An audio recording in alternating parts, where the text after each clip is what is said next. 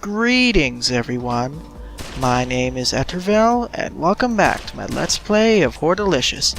In the last part, I ended up dying in Stage 2, Wave 5, mainly because I walked into that spike grate, so now it's time to continue on from where I left off and actually complete this wave without dying.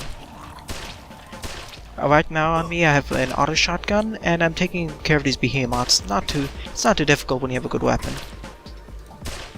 Now, I would have actually completed the Stage 2 in the previous part, but as I said before, there were some issues with the recording, so the recording glitched out after that part, and so the footage kind of got corrupted. So now I'm here, and I'll basically be able to finish Stage 2 and hopefully not cause another recording issue. I basically got the ammo pickup, ammo drop upgrade, as well as the poison bullets for default weapon.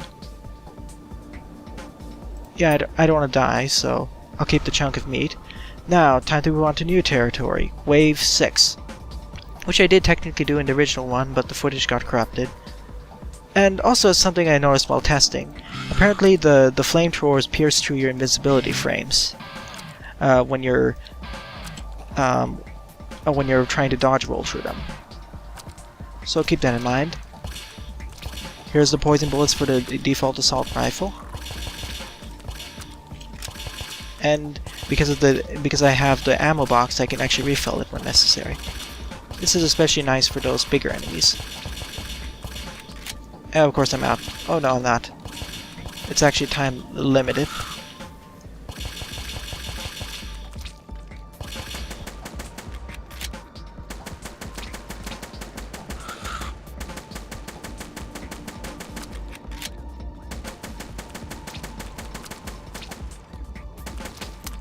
Oh good, heavy laser.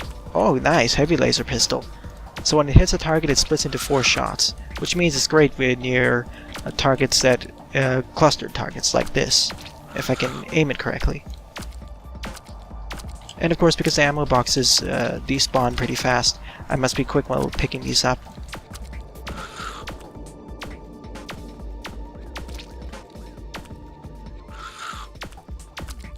Here we go.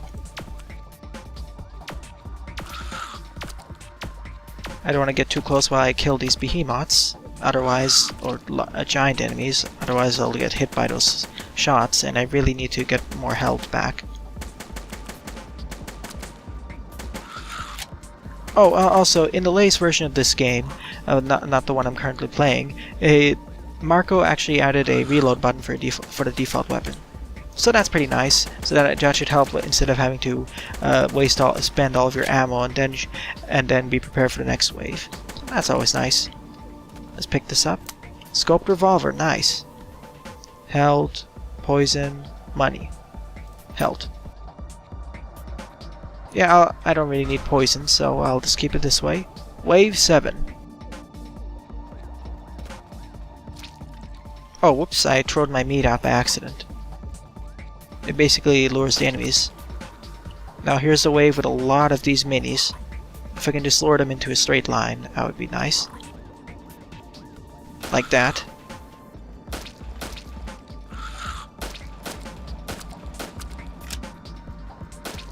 After all, it'll pierce through at least 2 of them. In this case, I got a quintuple kill. Triple.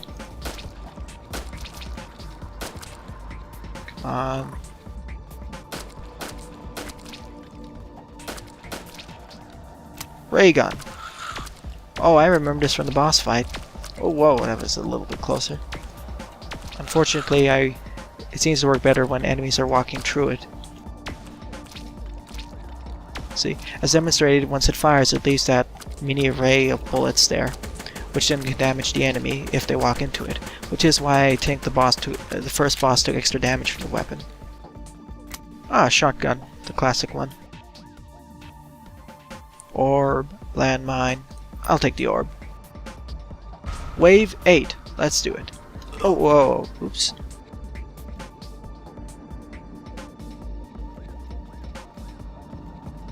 Here come those purple blobs.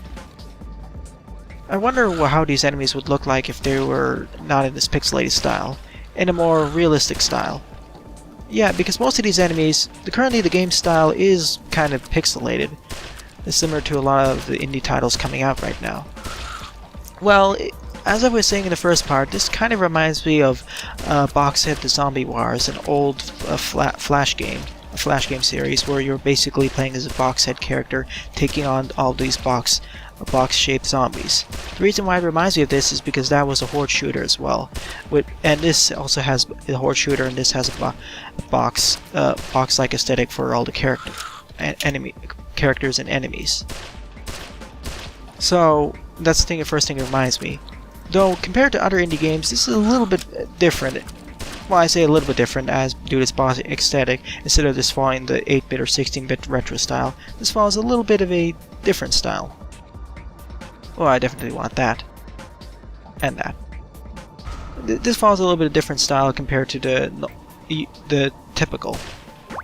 Oops, like I said, I forgot to I turned on the wrong thing. But it follows a different style from the usual 8-bit or 16-bit indie style.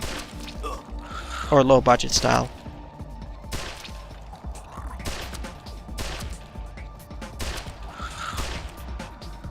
Come on, shotgun.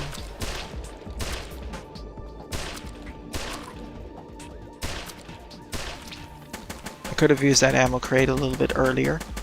Oops.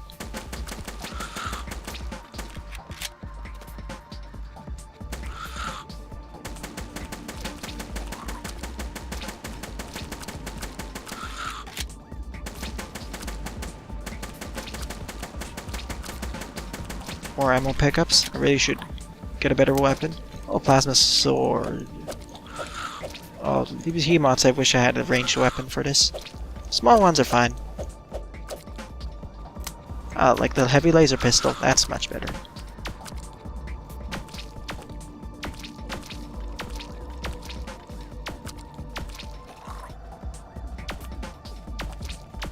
Ow.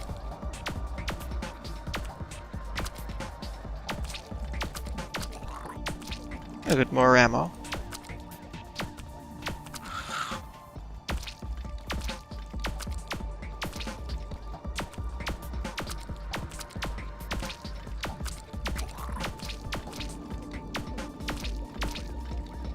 But yeah, it's as I was saying before I went silent, this is a little bit different, but even then it seems the graphics are a bit simplistic. As I think this is a marshland, but it's kind of hard to tell. So, picking back off of that point, I would still like to see how these enemies would look in a more realistic or more detailed style. As most of these look like blob-like enemies, and I would like to see, curious to see how they would look in a more realistic or grotesque style.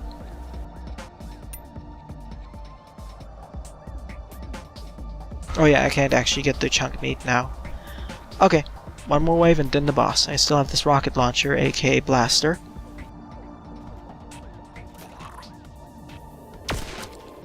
It only pierces 2 tree enemies at once, so that can be a little bit annoying.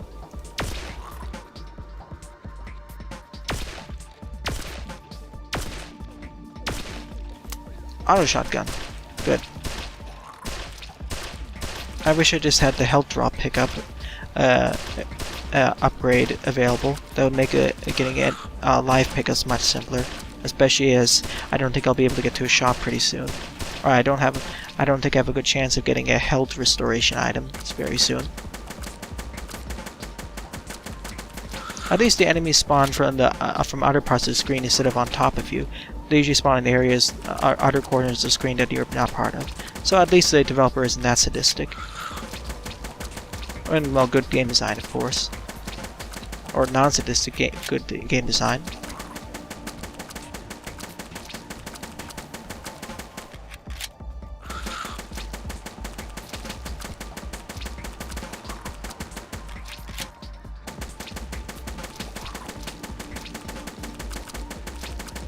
Almost there. I'll need to pick up that weapon just before the boss fight so he doesn't teleport right onto me, as most bosses will teleport in the middle of the screen.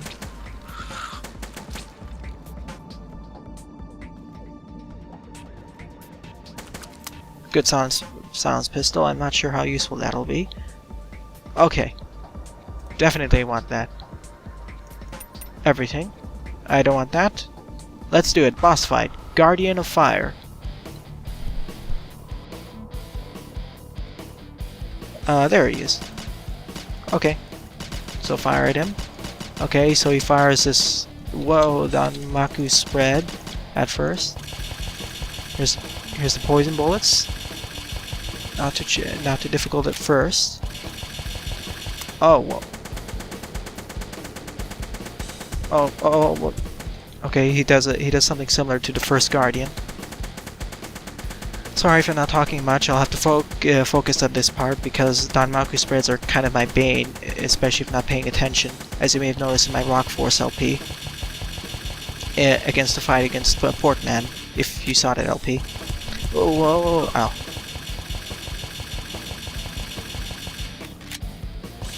And stay away from the directly north, south, east, west of him. Or directly diagonal of him, as he can fire that after he's done with his 2 spreads. I mean. Oh, whoa. Yeah, that's always a danger.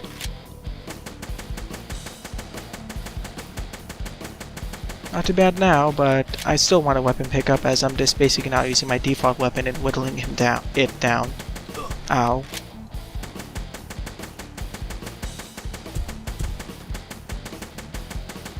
Thank goodness there's dodge roll. I don't know how to deal with this boss without it. Okay, it seems to do 2. Ow.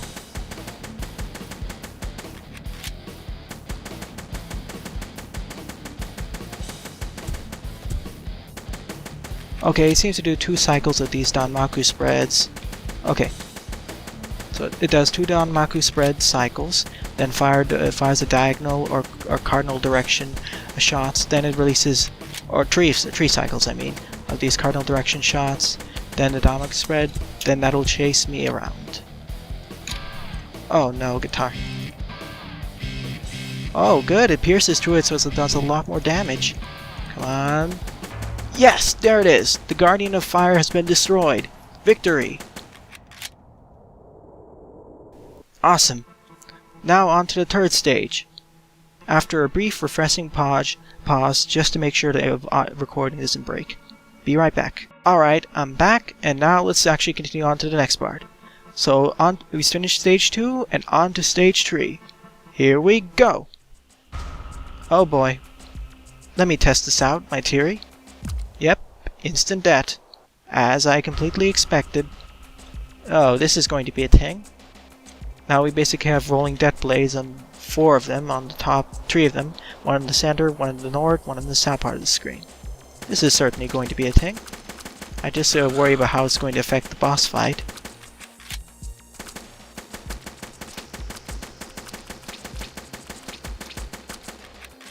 First wave isn't too bad, but as we all know, we start up with the basic assault rifle at the beginning, so we need a simple wave. Unless it's a boss arena. Okay, we have a ray gun. That's nice. I would have preferred a shotgun or a stronger automatic weapon, though. Okay, we have these explosive enemies? I forget what they're called again. Oh boy, here they come.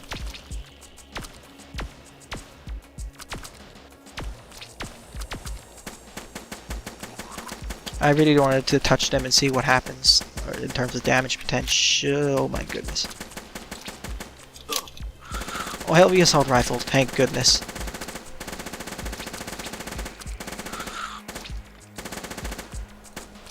There we go. I thought I was going to be cornered there. I'll resist on those. Better save up for the better upgrades. And I'll take that weapon drop soon enough. Oh, oops. Behemoths.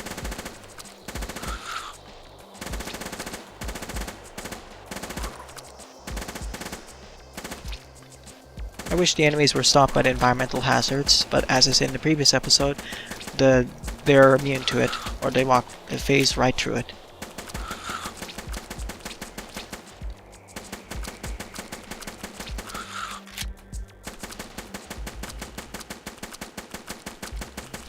This wave should be almost done.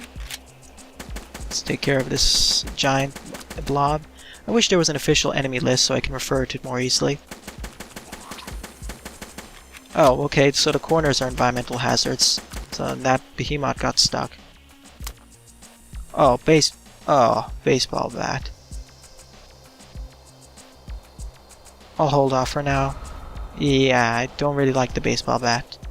Well, it's like the plasma sword and other melee weapons, but I prefer things like the battle axe, where even though it has a lower amount of uses, it has a longer range.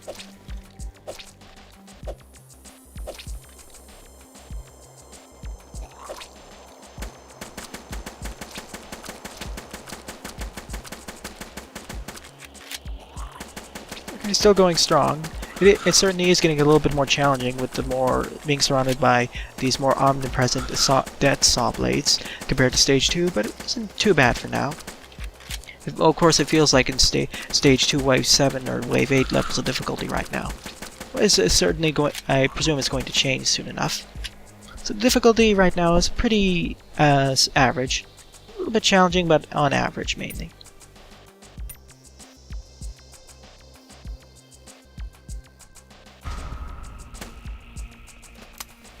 Battle axe, that's what I was talking about.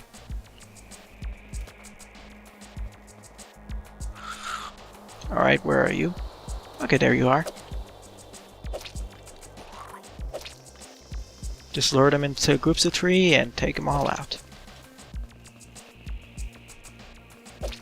Or even better, more than groups of 3. Until I run out of stuff. Oh, at least they don't explode, as I expected the brown ones to be. Another battle axe. How convenient. The RNG is favoring me kind of today.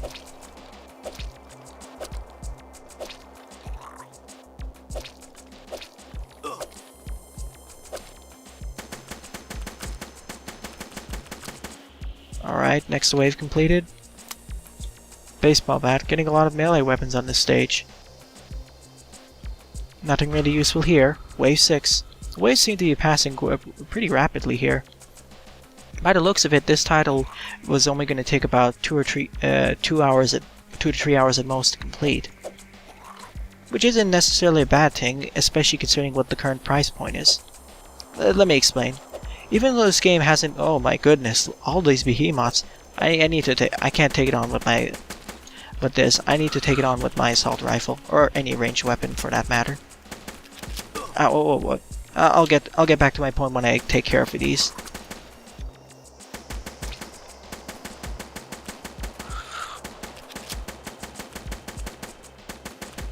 Oh, okay, so the enemies do bounce off that chainsaw. That's nice. That's nice to know. So they are obstacles.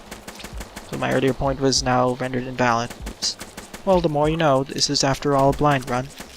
But I am enjoying the game so far.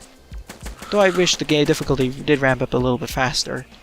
Then again, I'm not a newcomer to arena shooters. I've played my fair share over the years, so... Good. Laser minigun. Could use a health pickup though. Ammo, speed. I can't get speed. Wave 7. But as I was saying, the price point of this game, if you go to Marko's itch.io page for this game, it's set to be only $3.99. That's only $4 for about 2 to 3 hours entertainment. That's pretty fair. It'll be more if you're not that good at arena shooters. So I think it's relatively fair. Relatively fair pricing. It's not a groundbreaking title. In fact, I would say it's kind of average. But for the price point of $4, basically, I don't mind it actually. I find it a pretty fair price, and one I'd be willing to pay. Well, I'd be willing to pay about $3 to $4. So that's my personal opinion. The game will officially be released on Steam on July 10th. So yeah. So I can expect about the same price there as it listed on the itch.io page, barring any sudden changes.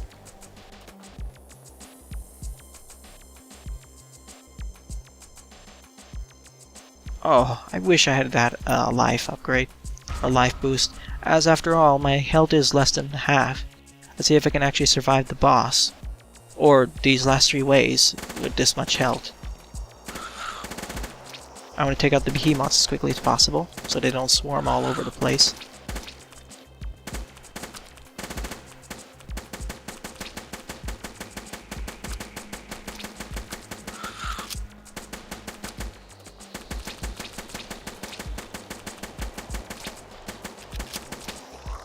Oh good, a life pickup.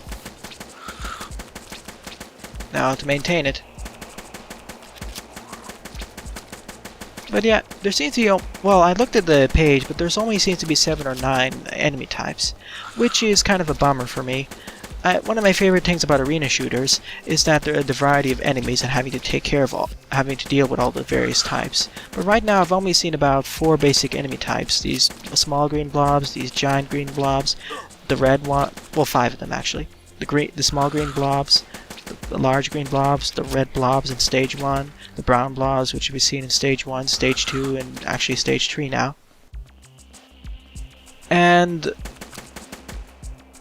that's about it. Excluding the bosses, of course. This one, the brown, red, those are the ones I can think of, and even though it's, like I said, it's one of my favorite things about arena shooters is the variety and having to change your tactics in order to deal with each one, especially when things get really hectic with all sorts of varieties of enemies coming. So it is kind of disappointing seeing only 9. I would have preferred something more like 15 for 5 stages here. They go back pretty quick, but I would like more variety and specific enemy types for Sage. Like the green blobs can stay as generic enemy types, especially considering that we lose the weapon per stage. It doesn't persist. I still prefer some more specific enemy types, like more like a marshlands blob for the marshlands, aka second stage, grasslands enemy firing chainsaws in this stage, etc., etc. Apologies for the jump cut over there. My recorder DxStory decided to corrupt the footage forward on from here, or would have if I hadn't noticed the FPS counter dropping rapidly. I don't know, for some reason DxStory doesn't play well with this game. So it's time to resume from Wave 9, which I abruptly got interrupted by. The sad thing is though, I had to actually reset the game in order to fix the FPS drops, and I was very close to the boss. Oh well, at least I'm back here now. Back to Wave 9, I have a laser SMG, and we're back to these smaller enemies. I would have used OBS, which I find to be a bit more easy to use, but I couldn't record this game with OBS for some reason, as I couldn't find the source. Kind of strange. It does happen with some games, I noticed, but kind of rarely. As I got some even higher quality games, or not higher fidelity games like PlanetSide 2, Warframe, etc., etc., and actually most of my LPs are recorded with it, and I don't have any problems. It's just with this title and one other title which I'm starting to encounter issues with. It's kind of strange, but it's not that bad. It's not too hard to debug. You just need to reset the game after completing each stage. As long as each stage isn't too long or over 20 minutes long, I've noticed. But enough of my recording woes, back to this segment. Now I have to take care of this large horde of small enemies. At least I can lure them away, and oh yeah, and off screen when I was replaying this, I basically got the ammo and health pickup upgrades, the range upgrade, and the reload upgrade for the default weapon. So that's pretty nice.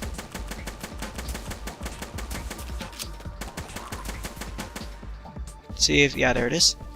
Oh good, a toy gun. Poison. Yeah, I'll hold off. The problem with the toy gun is I feel it's the weakest weapon in the game. It's basically a joke downgrade. To demonstrate when it actually comes, 1, 2, 3. It takes 3 hits to kill these, whereas with the default assault rifle, it only takes 2 hits. It fires a little bit faster, I think, as fast as you manually click, but in regards to how fast you can kill these enemies, it's pretty much a complete downgrade. Don't use it. This is where I wish I actually had a troll weapon button. Oh, crossbow. Apparently it pierces through all enemies in that line, similar to the revolver, or scoped pistol. Oh, there I go. And I ran out of ammo. Must pretty rare ammo then. I wish there was a upgrade that increased your ammo reserves. Let's try this. Double minigun. Good. Perfect, actually. It also knocks you back a bit, I noticed. So be careful while standing near these death traps. Only a few more on the boss. And even better, an ammo refill. Wave completed. Now on to the boss. Let's see, meat, speed. I'll take speed. I have the orb shield over here. Time to face the destroyer. Let's see how the destroyer fights. There he is. Okay, the weakness is the... Oh boy. Oh boy. He tries trapping you. This is kind of like a harder version of the first boss. A lot more rapid. I need to get away from him. Fast. Okay, this is definitely a lot more hectic than the second boss. A complete upgrade. For sure.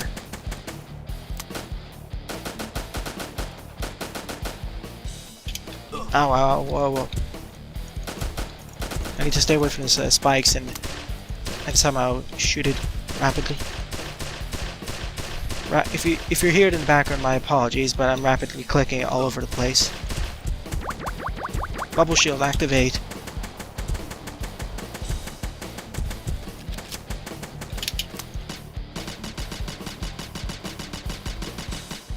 Whoa, whoa, whoa, I don't want to get that close to it. I wonder if that'll be instant dead. It's basically using those two smaller blocks as arms to pull it around. Oh, whoa, whoa, whoa. Oh, this is certainly an upgrade of hecticness. Hopefully if I don't skewer myself in the spikes, I'll be able to win. Certainly a faster paced one as well. There we go! The destroyer has been destroyed. Victory is mine! Oh, that was very hectic. Well, and that's it. I completed the second half of the second stage, and I've completed the third stage, the greenery, or whatever. In the next part, I'll be going through the ice stage over here, and then to the final stage over here. And in the fourth part, probably the boss arena. Well then, thanks for watching, and have a nice day. Doodles!